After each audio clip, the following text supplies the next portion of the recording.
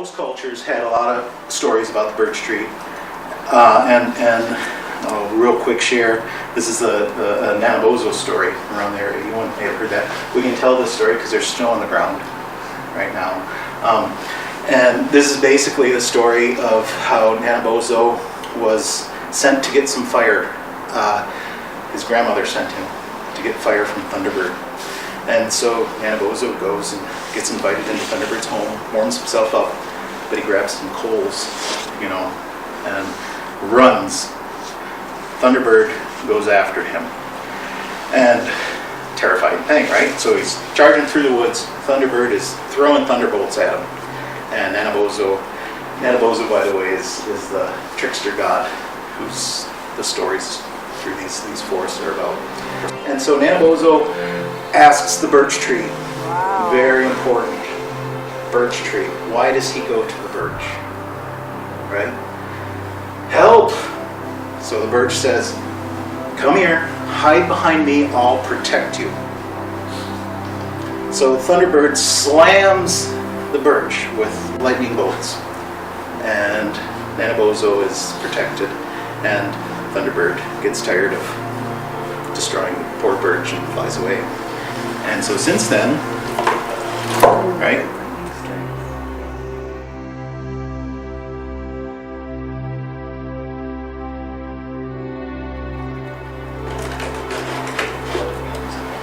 So that's the Nanabozo story around here. Now, Western Europe also has stories about birch, as you can imagine, and these stories go way back, back to the Druids, and it's real hard to get accurate, information from the Druidic times. It's been so changed and twisted and warped, but again, you can look at stories. One of the stories that's you get some hints of the past is the Arthurian legends. And the birch tree's name was Taliesin. Okay, that's not recognizable to most of you. Taliesin was Merlin. Now, when a wizard, and we've seen this in, I don't know how many of you have seen Lord of the Rings, I sure have, good movie. When Gandalf goes from a gray gown to a white, Taliesin. He became the top wizard, the birch. Is that the same name as the house that the architect made? Yeah, he used that. What does that have to do with, like, was it a birch grove or something? There's a connection. Now, it means brow of the hill, but more importantly, it means rejuvenating. Taliesin apparently means rejuvenating. So, I find that fascinating. That these powerful, again, Merlin was probably a shaman kind of character, wizard, and the way they connected it to the birch tree. Now, when you go further north from where the Arthurian stories were in France and England, heading further north, this is the tree commonly used by the shaman. Oh yeah, this is very interesting. Here we go.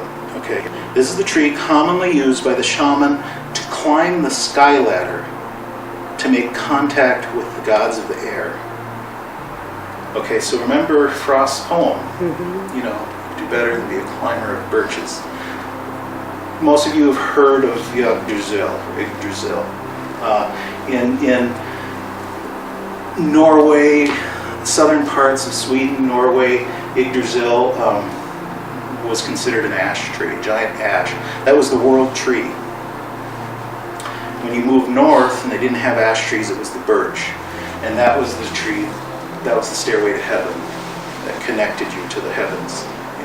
And we're talking about a shamanic journey. But again, these shamanic journeys, this is the healing. And I'm sorry if I'm going a little bit strange, but this is part of the talk. We're going to circle around. Okay, thanks. How did people of the past learn about these medicines? And again, we talk about the shamanic journey. And the birch tree was the ladder. Now, we keep coming around to this because what I'm really trying to say is these birch groves were some of the original healing forests.